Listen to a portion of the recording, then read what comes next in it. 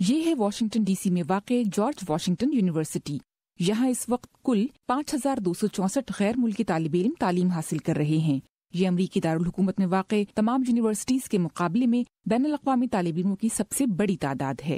University کے مطابق یہ تعداد پچھلے سالوں کے مقابلے میں بڑھی ہے، لیکن مجموعی طور پر امریکہ بھر میں نئے طالب علموں کے داخلوں میں کمی واقع ہوئی ہے. The United States has consistently attracted about a quarter of the international students globally. ماہرین کے مطابق غیر ملکی طالب علموں کی تعداد میں ہونے والی کمی کی کئی وجوہات ہیں. ان میں غیر ملکی طلباء کے لیے مہنگی ٹیوشن، آئے روز کی اسکول شوٹنگز اور نسل پرستی سے متعلق نفرت پر مبنی حملے بڑے فیکٹرز ہیں.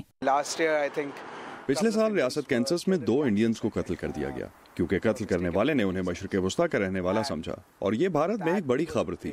اس کی وجہ سے دونوں ملکوں کے درمیان کشیدگی بھی پیدا ہوئی اور لوگ یہ سوچنے پر مجبور ہو گئے کہ کیا ہم محفوظ ہیں.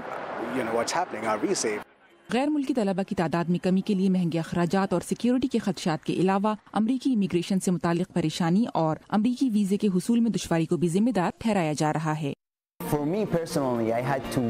مجھے 10 مہینے اپنا ویزا ایشو ہونے کا انتظار کرنا پڑا. وہ آپ کی ویزا اپلیکیشن پاس بھی کر سکتے ہیں، نامنظور بھی کر سکتے ہیں. اس صورتحال کا کینیڈا، چین، آسٹریلیا، نیوزی لینڈ جیسے ممالک فائدہ اٹھا رہے ہیں.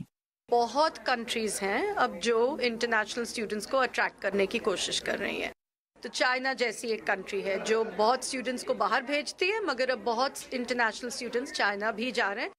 پیو ریسرچ آرگنائزیشن کے سال 2016 میں کیے گئے ایک سروے کے مطابق امریکہ بھر میں اسٹیم فیلڈز یعنی سائنس، ٹیکنالوجی، انجینئرنگ اور میتھمیٹکس کے شعبوں میں صرف 13% امریکی کام کر رہے ہیں. ان شعبوں میں کام کرنے والوں کی اکثریت ان لوگوں کی ہے جو اعلیٰ تعلیم حاصل کرنے کے لیے امریکہ آئے تھے.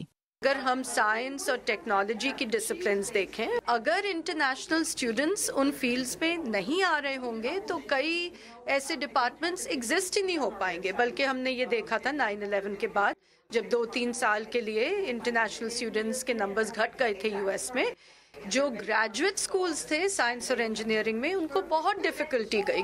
ادھر بین الاقوامی طالب علموں نے پچھلے سال امریکی معیشت میں $42 کھرب کا اضافہ کیا اور 4.5 لاکھ ملازمتوں میں اپنی سروسز فراہم کی. انہی اعداد و شمار کو دیکھتے ہوئے اب امریکہ میں اعلیٰ تعلیمی ادارے ہر ممکن کوشش کر رہے ہیں کہ مزید بین الاقوامی طالب علموں کو اس ملک میں مدعو کیا جا سکے.